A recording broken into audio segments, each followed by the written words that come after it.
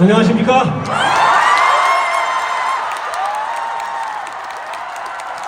안녕하세요.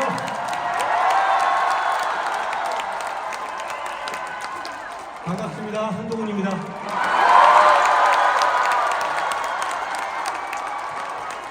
제가 제명을 당해서 앞에 붙일 이름이 없습니다.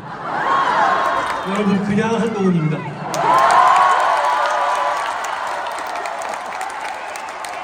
추운 날 정말 많이 와주셨습니다. 여러분도 이런 데 처음 와보시죠? 저도 이런 거 처음 해봅니다. 한 분 한 분께 고맙습니다. 어떤 마음으로 오셨는지를 깊이 새기겠습니다. 오늘은 제가 뭐 틀에 잡힌 정치 연설이 아니라 평소에 제가 한동훈 라방 하듯이 여러분과 제 얘기를 좀 풀어나가 보겠습니다. 괜찮으시죠?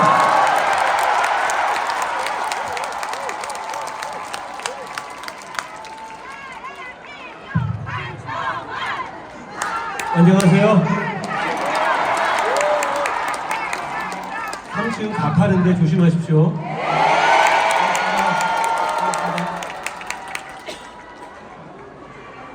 여러분, 저는 이런 공직자였습니다.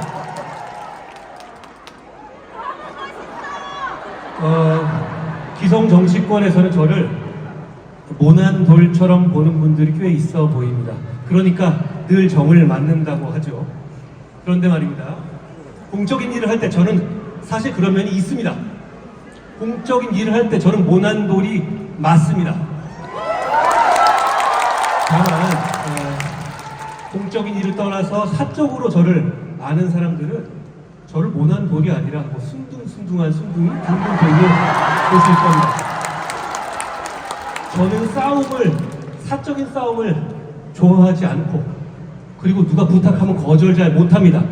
그리고 제가 친절한 사람이 되려고 의식적으로 노력하면서 살아왔습니다. 그런데 공적인 일에서 저는 사실 모난 돌처럼 살았어요. 그러지 않으면 정이 강조되는 한국 사회에서 제대로 공적인 일을 해낼 수 없겠다고 생각했기 때문입니다. 제가 검사 출신이라는 게 정치적인 약점이다라고 말씀하시는 분들이 굉장히 많이 계세요.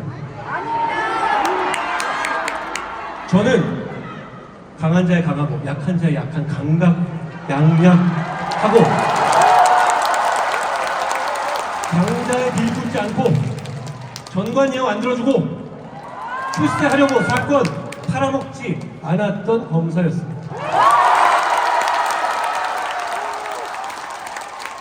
영화나 드라마에 나오는 부패검사, 업자 끼고 술 먹고 승진하려고 사건 팔아먹고 이런 사람들 사실 좀 있습니다. 많이 과장되긴 하지만요. 그런데 여러분, 저는 정확하게 그 반대였습니다.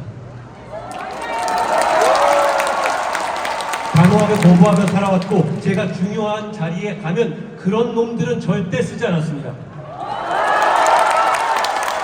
그렇기 때문에 저는 제가 검사로서 열심히 일한 것을 제 정치적인 약점이라고 생각하지 않습니다. 재밌는 것은 공직생활 하는 동안에 정치를 하면서 저를 공격하는 공격자들이 계속 바뀌어 왔어요. 저는 그대로인데 말이죠. 민주당 측이었다가, 그리고 윤 대통령 측이었다가, 그리고 지금 극단주의 장사꾼이었다가 뭐 이래 왔죠. 그렇지만 그 사람들 누구도 적어도 제가 강강약약하는 삶을 살아왔다는 걸 부인하지는 못할 겁니다. 실제로 그랬거든요.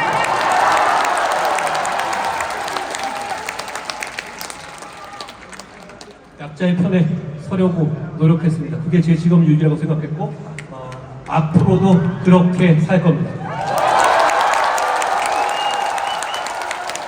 제가 정치하면서 앞으로도 그렇게 살 것이라는 것을 믿어주십시오. 믿을만 하지 않습니까? 여러분, 빛이 굉장히 강하네요. 이제 제가 론스타 사건 얘기를 잠깐 해볼게요. 많은 분들이 론스타 승도로 대한민국이 7조, 8조를 지켜냈다고 하십니다. 자랑스러울 것 같잖아요. 근데 저는 론스타 얘기를 들으면 솔직히 지긋지긋합니다. 자그만 제 인생의 20년 동안 그 론스타라는 이름을 제 발에 족쇄처럼 달고 살았어요. 2006년에 론스타 국가조작 수사하고 그 재판 대법원 역전승 이기고 론스타가 대한민국 상대로 국제 중재를 걸어온 이후에는 그 대응 실무 작업을 누가 알아두지 않더라도 저는 해왔어요. 국제 중재에 관한 책을 한국, 외국 가리지 않고 다 사서 밤새 봤던 기억이 납니다. 잘 모르면 자신감을 가질 수 없잖아요. 그래서 저는 이건 이길 수 있다고 확신했고 그 마음으로 20년을 달려왔습니다. 제 주위 사람들은 그 20년 동안 저한테 이렇게 얘기했습니다. 야, 너 아무도 네가 그거 하는 거 몰라. 그러니까 대충 해. 그렇게 네가 올인해서 지면 다 네 독박이고 이기면 너 알아주지 않는다 라고들 했습니다. 그 말이 맞을 수도 있다고 생각했어요. 그러다가 제가 법무부 장관이 돼서 중재 1심 결과가 나왔고 항소 여부를 결정하는 상황이 됐습니다. 저는 론스타와 무슨 운명 같은 게 있는 거 아닌가라는 생각을 했었습니다. 중재 2심 결과도 8조 청구해서 4천억 정도 나온 거니까 이건 뭐 90몇 프로 이긴 거니까 이겼다고 할 수도 있잖아요. 1심 나올 때 민주당에서는 뭐 4조 질 거다 이렇게 얘기하고 있던 상황이었으니까요. 정부 입장에서도 이 정도로 만족하자라는 분위기가 많았습니다. 그러니까 항소 포기하자는 입장이 많았죠. 단순히 항소의 승률로 보면 10% 내외이기 때문에 항소 포기가 어쩌면 맞는 말이긴 한데요. 저는 이 사건을 너무 잘 알고 있었습니다. 중재 1심에서 제가 론스타 주가 조작을 밝혀낸 그 부분을 실체를 인정한 이상 저는 이거는 전 완승할 수 있다고 확신했습니다. 물론 소송이라는 것이 이상한 판사 만남이 집니다. 그러니까 그게 정말 확신은 아니에요. 그렇지만 해볼 만한 싸움이라는 제 스스로의 자신감 같은 것이었죠. 지면 사실 저한테 덤태기를 씌울 수밖에 없는 상황이기도 했으니까 또 실무자들 중에서도 부담스러워하는 사람도 많았지만 제가 장관으로서 어떻게든 다 책임진다고 다독이고 우리 실무자들과 함께 끝까지 가보기로 했습니다. 그리고 항소했고 그리고 그 시스템을 만들기 위해서 국제 법무국을 만들어냈어요. 잘했어요. 결국 승소했습니다.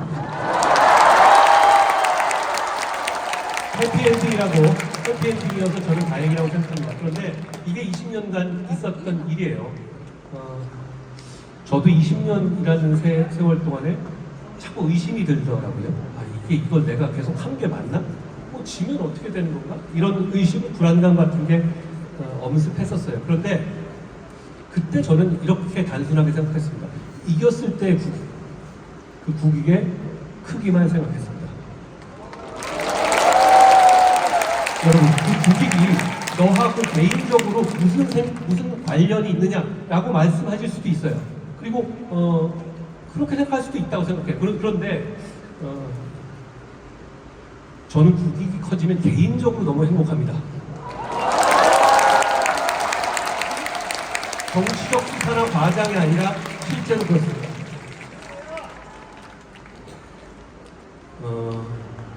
그래서 제가 정치하면서 여러 못 볼 걸 당하고 그리고 제명까지 당하면서도 여러분 앞에 당당히 섰습니다. 제가 제 풀에 꺾여서 그만둘 거란 기대를 가지시는 분들은 그 기대를 접으십시오.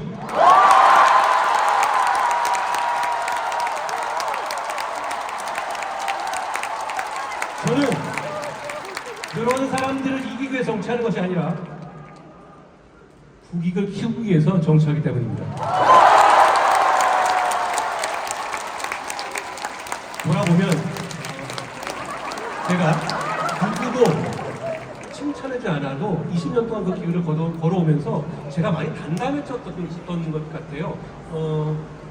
국익이라는 것이 나의 삶과 어떤 관계에 있는지에 대해서 제가 굉장히 단단해져 왔던 그런 시간이었다고 생각합니다. 여러분, 30살 시절에 이제 대선 자금 수사 얘기를 잠깐 해볼게요.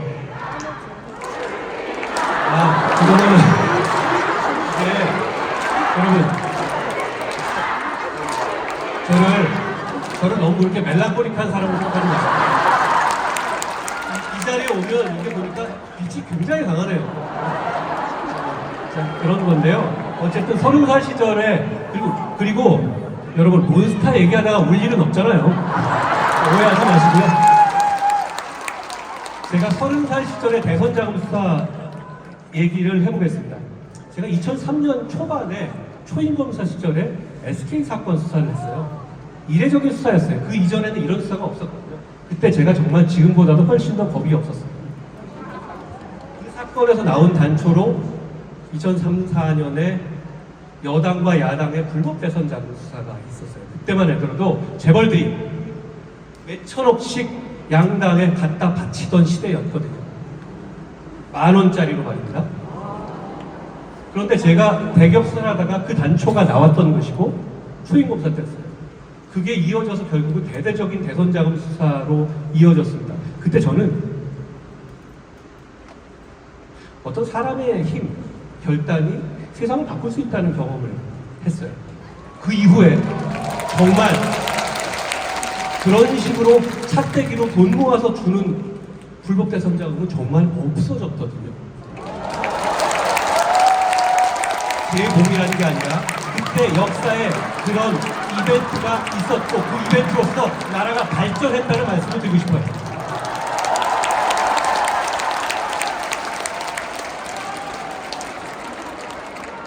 그런데 그 이후에 또 좀 최근에 나오고 있는 민주당의 공천 헌금 얘기처럼 우회하는 방식의 불법들은 계속 횡행해 왔죠. 이런 문제를 끊어내는 것도 정치에 있어서 좀 중요한 과제라고 봅니다. 저와 함께하는 정치는 결국 그걸 끊어내는 정치가 될 겁니다.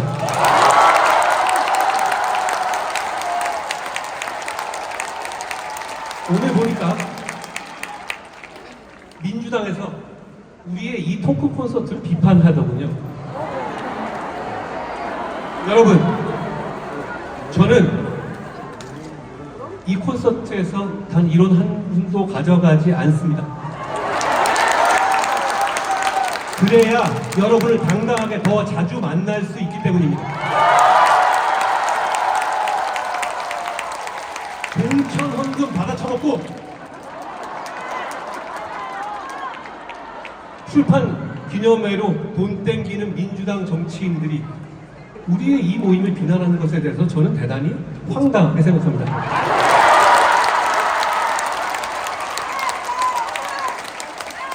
이번에는 문재인 정권 초반에 조국 수사 얘기를 잠깐 해보겠습니다. 정권 초반에 정권 핵심 관계자 수사하는 것이니까 정권의 조직적 압박이 심했어요. 그런 상황에서 저는 타겟이 돼서 좌천 4번에 압수수색 2번에 구속 직전까지 몰렸었습니다. 그런데 그 저를 잡아놓으려는 이유가 어떤 기자의 유시민 씨 관련 취재를 제가 부추겼다는 말도 안 되는 이유였어요. 실제로 그러지도 않았지만 그런 얘기 해도 문제가 되는 건 아니지 않습니까? 문제가 있는 거라면. 그런데 진짜로 제가 감옥 가기 직전까지 몰렸습니다. 그때 사실 제가 그 전까지는 공개적으로 싸우진 않았었거든요. 근데 그때 제가 이건 도저히 그냥 넘어갈 수 없다. 내가 싸우지 않으면 세상이 이상해진다는 생각을 해서 유시민 씨와 직접 법정에서 싸움을 시작했어요. 결국은 이겼죠. 제가 어떻게 보면 최초로 정치적인 발언을 했던 게 그때가 처음인 것 같아요. 기억하십니까? 제가 빨간색 야한 머플러 들고 국정 앞에서 한 5분, 10분 혼자 연설하는 거 기억나세요? 사실 그게 어쩌면 저의 처음 정치 대중 연설이었습니다. 물론 그 빨간 머플러도 굉장히 과했다는 걸 저도 인정합니다. 여러분, 정치인은 여러분의 도구입니다. 여러분을 위해서 싸울 사람을 찾고 계시지 않습니까? 어떤 사람을 찾아야 되는지 제가 말씀드릴게요. 스스로 찔리지 않는 사람을 찾으시면 됩니다. 찔리면 권력과 못 싸워요. 자기가 자기 약점을 제일 알고 신경 쓰죠. 예를 들어서 부동산 투기 이슈 있는 사람이 부동산 문제 공격 못하고 항소 포기 이슈 있는 사람이 항소 포기 못하는 겁니다. 이쪽 저저의 권력들이 오랫동안 저를 탈탈 털어왔습니다만 탈탈 털어도 나올 건덕지가 없으니까 저런 채널웨이 사건이나 이런 말 같지도 않은 것으로 그동안 엮어보려 해왔습니다. 그때도 그랬고 이후 지금까지도 이쪽 저쪽이 저를 공격하는데요. 제가 이건 분명히 말씀드릴 수 있어요. 저는 평생 부정한 돈을 받거나 접대를 받거나 부동산 투기를 하거나 갑질하는 행동들 전관위에 해주거나 사건 무마하거나 이런 거 없습니다. 이런 게 다 상관없을 때는 저는 산산이 부서졌을 겁니다. 그러니 제가 권력에 당당하게 맞설 수 있는 것이고요. 저는 그런 찔리지 않는 여러분의 도구가 된다는 약속을 이 자리에서 드립니다.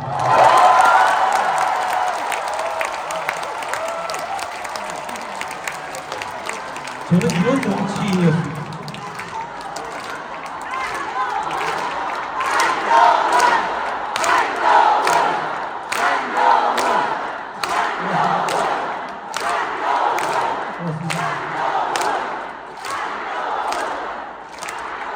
제가 법무부 장관 때 1대 180이라는 이름으로 민주당과 맞섰잖아요.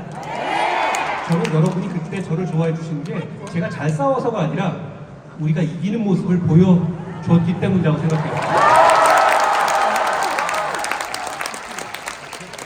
정치인은 이기는 결과를 보여드려야 합니다. 저희가 그걸 보여드릴 겁니다. 저는 그런 싸움에서도 나름대로 이런 원칙이 있었어요. 적어도 함께 가는 사람들, 함께 갈 수 있는 사람들에 대해서는 포용하고 공격하지 말자.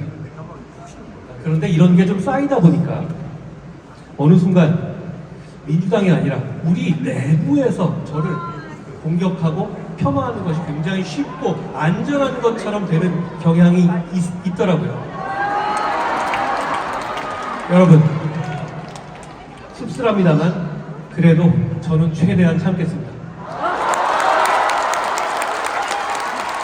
그게 이기는 일이기 때문입니다.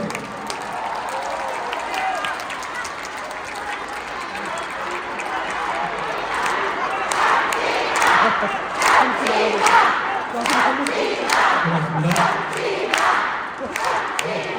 그런다고 제가 매번 참지는 않잖아요. 여러분, 제가 국민의힘 비상대책위원장으로 총선을 치렀습니다. 비상대책위원장 첫날 저는 함께 가면 길이 됩니다. 선민후사를 말하면서 제 출마를 포기한다고 말씀드렸죠. 무조건 이기기 위한 솔선수범의 의미였어요. 그런데 총선을 치르는 과정에서 그런 마음과 달리 총선을 이길 생각이 없는 힘센 사람들이 하나둘씩 보이기 시작했습니다. 총선을 통해서 당을 이기는 것이 아니라, 당이 이기는 것이 아니라 총선을 통해서 뭔가를 그냥 공고히 하고 권력을 공고히 하는 사람들 말이죠. 3월을 기점으로 이종섭 호주대사 사태 등 그리고 의대 사태 등 여러 가지 이해하지 못할 만한 상황들이 연쇄적으로 나왔죠. 당시 대통령의 머릿속을 지배하는 상업적인 극단 유튜버가 이 총선 지자라고 하는 말을 하던 상황이었습니다. 황당하게도 그런 유튜버들이 지금 국민의힘에 지도부를 지배하고 있습니다.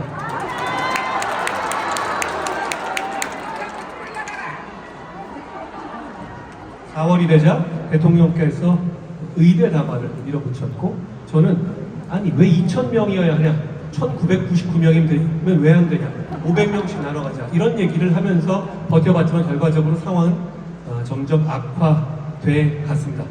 나중에 안 얘기인데 윤 대통령이 군 고위 간부에게 한동훈은 빨갱이다 라고 말하는 것이 재판에서 나온 적이 있었는데요. 그게 바로 이 의대 증원의 속도 조절 문제를 가지고 했던 말이었습니다. 믿기 어려우시겠지만 사실입니다. 여러분, 제가 그 선거 막판에 2조 심판이라는 좀 다소 구체스러운 선거운동을 했던 거 기억나십니까? 그거라도 안 하면 정말 개헌선이 무너질 것 같았기 때문이었어요. 절박한 감정적 호소만이 우리의 개헌선을 지킬 수 있을 것이라는 생각 때문이었습니다. 하루에 17곳 돌아다니면서 점심 저녁 안 먹고 뛰었습니다. 선거가 끝났는데 바로 선거는, 저의 선거 패배는 한동훈의 책임이다 라는 얘기가 나오기 시작했습니다. 저는 선거는 결과 책임이니 바로 수용하고 사퇴했습니다. 그런데 최근 국민의힘에서는 선거 지고 나서 지도부 사퇴 안 하면 어떻게 되냐는 정당사에서 누구도 고민해보지 않은 희한한 고민들이 나온다고 합니다. 씁쓸한 마음을 감출 수가 없습니다. 그런데 민심이라는 거 참 신기합니다. 총선 패배 이후 열린 당대표 경선에서 저는 당시 민심 공이 63%를 얻었어서 당선됐습니다. 이 선거에서 특이했던 점은 윤 대통령님 측에서 김건희 씨 익십 논란이 있었잖아요. 그게 저를 낙선시킬 결정적 계기가 될 것이라고 생각하고 그걸 풀었던 것이었습니다. 저는 이렇게 한번 생각해보고 싶어요. 그때 익십했다고 저를 비난하던 사람들에게 지금 공천 개입, 금품 수수 사건들이 터진 상황에서 제가 김건희 씨한테 맞춰줬다면 이 당이, 보수가 어떻게 되었을지 생각해보라고 말씀드리고 싶습니다. 그리고 제가 이 말씀을 드릴 기회가 없어서 여기서 말씀을 드립니다. 김건희 씨 관련해서 저에 대해서 출처 불명의 찌라시 같은 것들이 단톡방에서 막 돌아다니죠. 보신 적 있으십니까? 믿지 마십시오. 대부분 사실이 아닙니다. 조금 비틀고 과장하면 사실과 전혀 다른 얘기가 되잖아요. 저는 그분과 식사조차 한 자리에서 한 적이 없습니다. 그리고 윤 대통령이 저에게 무슨 쌍욕 같은 걸 했다라는 것도 사실처럼 돌던데요. 아닙니다. 저는 공적인 관계에서 누구에게도 그런 선 넘는 행동을 용인하지 않습니다. 그러니까 제가 윤 대통령에게 잘못을 바로잡으라고 지속적으로 요청할 수 있었던 겁니다. 다른 분들에게는 그런 과한 언행을 하시는 걸 제가 알고 있지만 저와는 그런 관계가 아니었습니다. 당대표가 된 후에 윤 대통령과 그 추종 세력들은 저를 고립하고 축출하는 시도를 실제로 했습니다. 여러분도 알고 계시다시피요.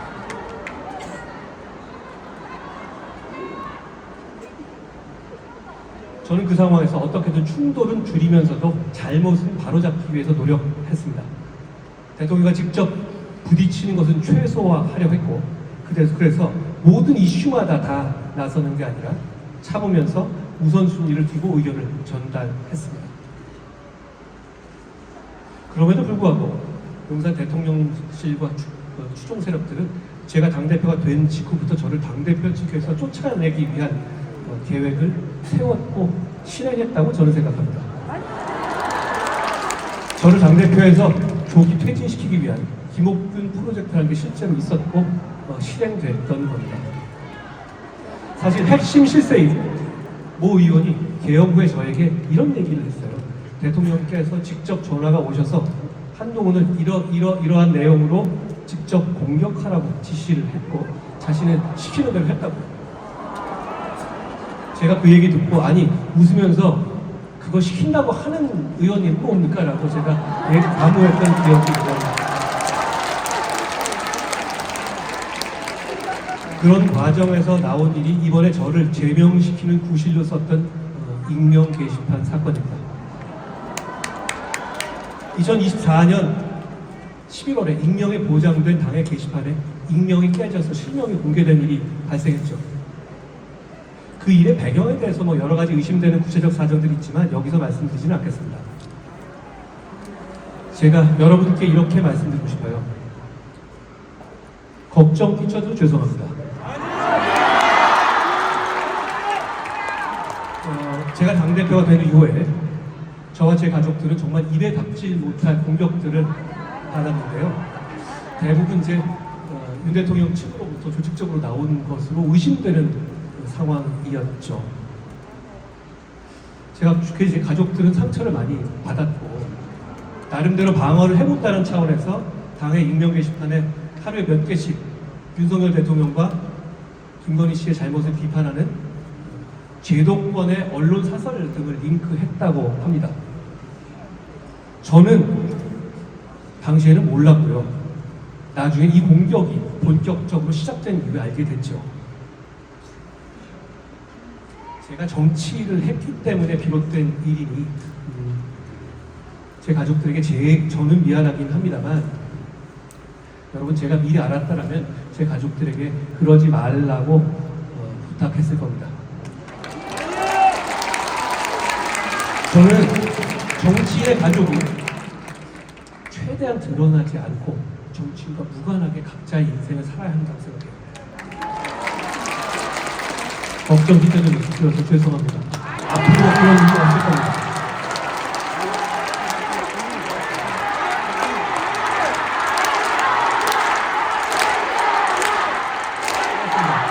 여러분, 이게 사실입니다. 그런데 저를 제명하고 찍어내려던 사람들에게는 사실이 무엇인지는 중요하지가 않습니다. 저를 제명해 두고 하기로 정해두고 진행한 것이 분명한 당의 당감인 윤리위는 제 가족이 쓰지도 않은 글을 제 가족이 쓴 거라고 완전히 조작해서 발표했습니다. 제 가족이 쓴 사설 같은 걸로는 문제 삼을 수 없으니까 조작한 걸로 보여요. 이 부분을 제가 경찰에 직접 고소해서 수사 중입니다. 조작이 드러나니까 이제는 장도영 대표가 직접 나서서 당감이나 윤리위조차 근거가 없어서 발표하지도 못한 허위 내피셜을 떠들어댑니다. 만약에 그 말이 맞다면 그걸로 제명했어야죠. 여론조작 전문 제작팀이 있다는 동 조작이 드러나니까 내용이 문제가 아니라 여론조작이 문제라는 거예요. 하루에 글 몇 개로 무슨 여론조작을 한다는 거예요? 언론에 보도되게 했다는 거예요. 그런 근거가 전혀 없습니다. 그런 적도 없고. 그러면서 근거 없이 횡설수설하고 있습니다. 한 최고위원은 저의 제명이 단계 때문이 아니라 저의 리더십 문제를 총합적으로 보는 거다. 이렇게 얘기를 하더라고요. 결국 윤석열 대통령이 시작한 김옥균 프로젝트를 장도혁 대표가 마무리한 것입니다. 그러다가 갑자기 계엄이 선포됐습니다. 여러분, 저는 아직도 계엄을 왜 한 건지 모르겠어요. 계엄에 대한 얘기는 이어질 조갑재 대표님과의 대담에서 우리가 겪은 계엄들이라는 주제로 얘기를 나눌 테니까 제가 길게 말씀은 드리지 않겠습니다. 다만 여러분, 저는 이 대화를 한번 해보고 싶습니다. 계엄은 잘못이지만 탄핵은 하지 않았어야 되는 거 아니야 라고 생각하시는 분들과 저는 허심탄회한 대화를 나눠보고 싶어요. 이제는 그럴 때가 됐다고 생각합니다. 물론 그 마음은 충분히 이해합니다. 저도 질서 있는 조기 퇴진이 가능하다면 어떻게든 탄핵을 막아보려고 했으니까요. 폭주하는 민주당 정권에 정권 넘겨준 거 얼마나 싫겠습니까? 저도 그렇습니다. 그런데 저는 탄핵을 했더라도 한독수 옹립이니 한식으로 가지 않고 윤어게인 극복했다면 선거에서 충분히 해볼만 했다고 생각합니다.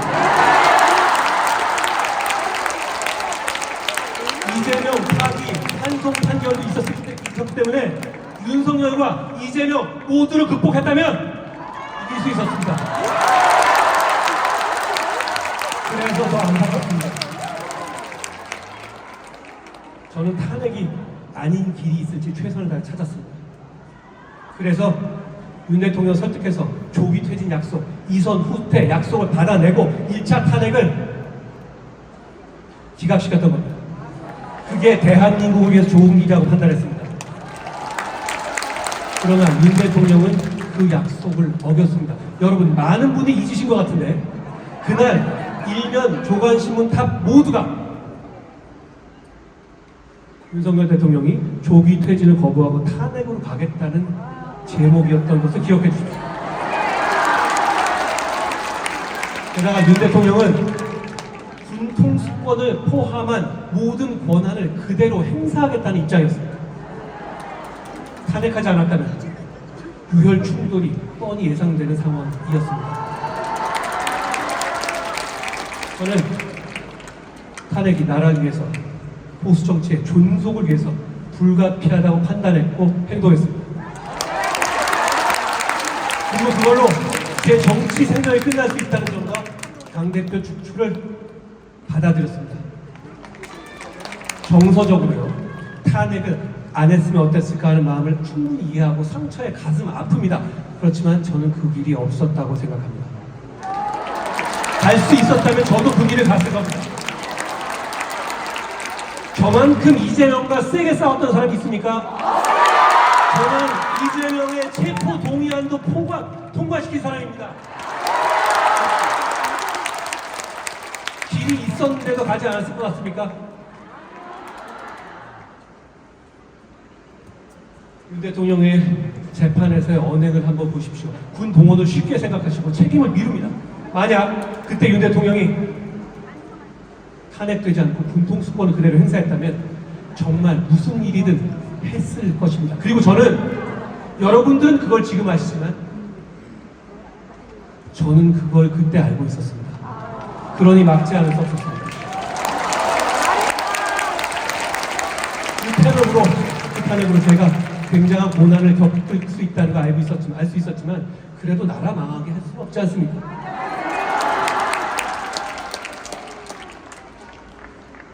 아까 언론 보도 보니까 생각났는데요. 여담입니다만 이번 제명으로 제가 야인이 됐다 이렇게 표현하시던데요. 근데 원래 저는 1년 전부터 야인이었습니다. 저는 무엇이 되기 위해 정치하는 게 아니라 뭘 이루기 위해 정치합니다. 그러니까 제가 당대표든 장관이든 비상대책위원장이든 야인이든 마이너스 야인이든 상관없습니다. 저는 똑같이 여러분과 함께 가겠습니다.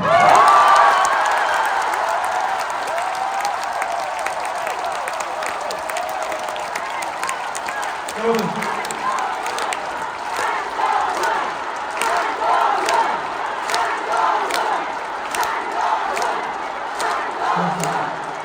이제부터 제가 드릴 말씀 진짜 꼭 좋은 정치하겠습니다. 여러분, 제가 좋은 정치하겠다는 말 입버릇처럼 달고 다니죠? 그런데 진심입니다. 제 모든 것을 저희가 반지하겠습니다. 여러분께 질문하겠습니다. 그런데 좋은 정치가 무엇입니까? 여러분, 이러면 욕먹습니다. 사실 이거 제대로 답하기 쉽지 않습니다. 그런데 질문 자체가 답하기 어려운 질문이니 이거 제대로 대답 못했다고 쭈뼛거리실 필요 없어요.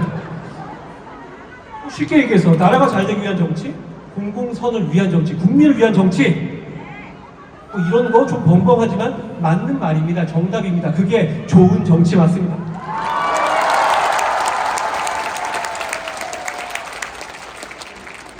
그런데 좀 공허하지 않습니까? 질문을 좀 바꿔보겠습니다. 2026년 대한민국에서 이런 좋은 정치를 지켜내기 위해서 꼭 지켜야 내야 될 것이 뭐가 있습니까?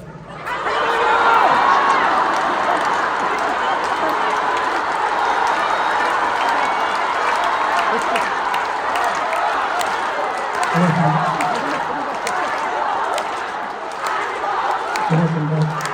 2026년 대한민국은 미국이 변화무쌍하게 압박해오고 민주당은 국민의힘의 약세를 바탕으로 폭주하면서 시스템을 파괴하고 국민의힘은 정적을 조작으로 제명하고 선거 좋다는 식으로 막 나가고 있습니다. 양극단의 극단주의 세력들이 주주를 잠식하고 상식 있는 다수를 소외시키고 있습니다. 조금 바꿔서 다시 질문하겠습니다. 이런 엄혹한 상황에서 우리가 좋은 정치를 위해서 반드시 지키고 나아가야 하는 기준이 뭘까요? 여러분의 취향을 존중합니다. 그렇지만 제 생각을 말씀드릴게요. 헌법, 사실, 상식입니다.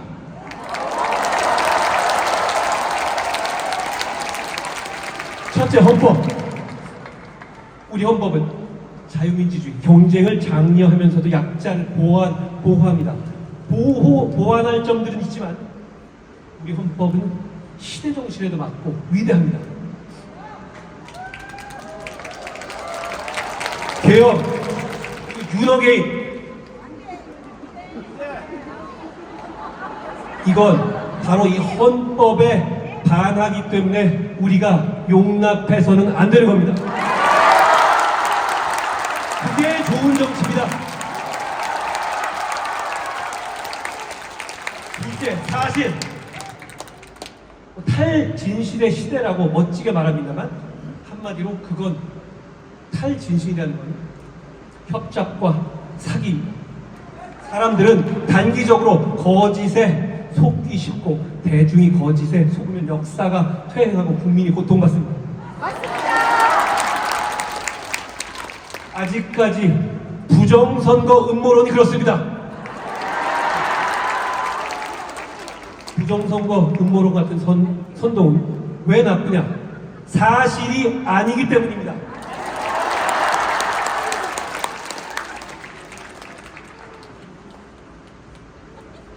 사실이 아니기 때문에 용납해서는 안 되고 반드시 극복해야 합니다. 여러분 거의 다 왔습니다. 주변에 점점 줄어들고 있지 않습니까? 그게 좋은 정치의 조건입니다. 셋째, 상식입니다. 건강하고 합리적인 다수의 생각이죠.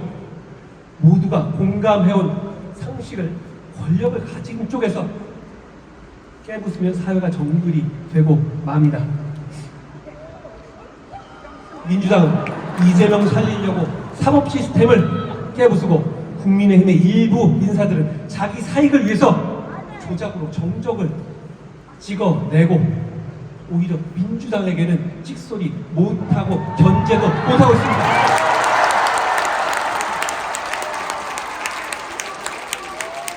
상식적으로 일어나면 안 될 일들이 벌어지고 있죠. 바로 상식으로 극복하는 것이 좋은 정치입니다. 지금 대한민국에서는 이렇게 헌법, 사실, 상식만 지켜도 좋은 정치할 수 있습니다.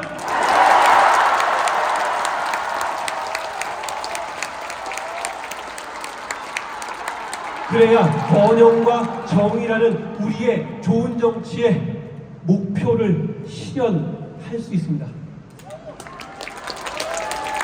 성장과 복지는 함께 가야 할 목표입니다. 성장하고 나서 복지한다. 그건 이미 지난 얘기입니다. 성장은 복지의 도구가 되어야 됩니다. 우리는 잘 살기 위해서 성장하는 겁니다. 그런 면에서 최근 우리 국민의힘에서, 저는 우리 국민의힘이라고 부르겠습니다. 최근 우리 국민의힘에서 복지의 영역을 축소하는 것 같은 움직임이 일어나는 것에 대해서 우려스럽게 생각합니다. 저는 헌법과 사실, 상식을 지키는 좋은 정치를 반드시 하겠습니다.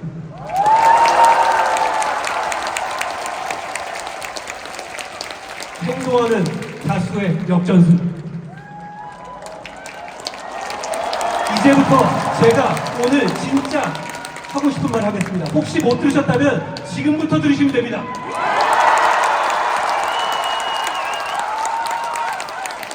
저는 역사를 좋아합니다. 우리 사회는 상식 있는 사람들이 다수입니다. 여러분들처럼요.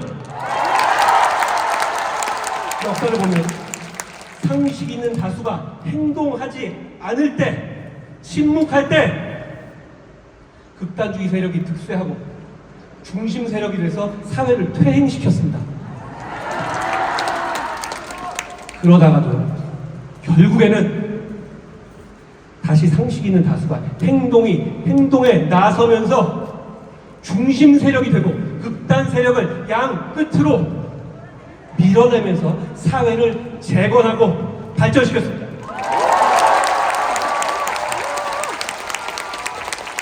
침묵하는 다수는 극단주의자들의 먹잇감이 되어왔죠. 우리는 지금 그 기로에 서 있습니다. 2026년 대한민국, 여러분이 바로 행동하는 다수입니다. 대형 소호, 유럽인 같은 극단주의자들이 주류가 아닌 양 끝에 있는 것은 위험하지가 않습니다. 그러나 그 극단주의자들이 지금 중심 세력을 차지하려 하고 있습니다. 이건 대단히 위험한 퇴행입니다. 이 퇴행을 막고 사회를 정상화시킬, 그리고 다시 번영과 정의의 길을 갈 단 한 가지의 방법이 있습니다. 바로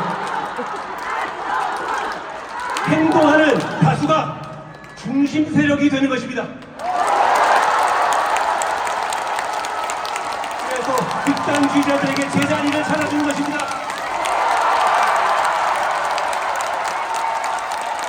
제가 앞장서겠습니다. 두 사람을 먼저 갖고 깊은 속을 먼저 가면서 길을 만들겠습니다. 원래 세상의 모든 길은 길이 아니었습니다. 많은 사람들이 가면서 길이 됐죠. 제가 처음 정치를 시작하던 날 함께 가면 길이 됩니다 라고 말했습니다.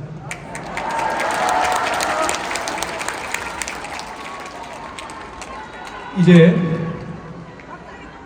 그 말은 반은 맞고 반은 틀립니다.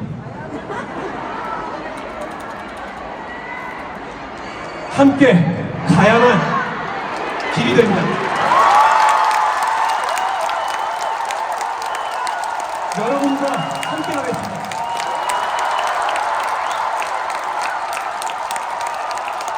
여러분, 대한민국 역사는 행동하는 다수의 역전승이었습니다. 우리가 함께 지금 행동하는 다수의 역전승을 시작합시다.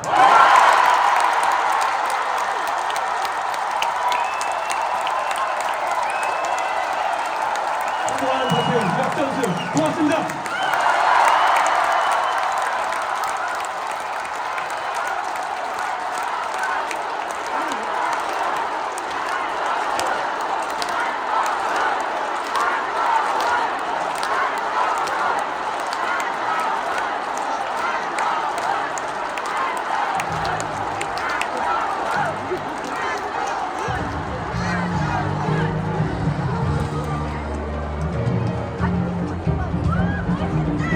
하나, 둘, 셋.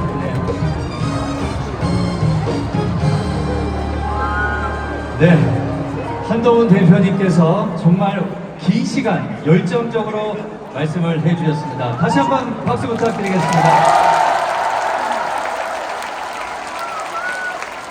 네, 인사드리겠습니다. 한동훈 토크 콘서트 2026 사회를 맡게 된 아나운서 박찬민입니다. 반갑습니다.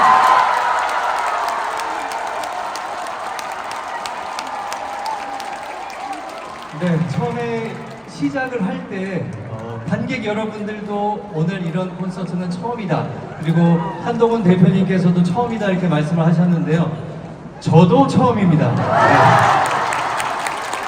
근데 제가 한동훈 대표님께서 말씀을 하실 때 이 옆쪽에서 딱 분위기를 보는데 정말 여러분들의 이런 응원과 지지가 정말 많은 힘이 되시겠다. 앞으로 험한 길을 헤쳐나가셔야 되는데 정말 많은 힘이 되겠다는 생각을 했습니다. 우리 한동훈 대표님에게 다시 한번 응원의 박수 부탁드리겠습니다.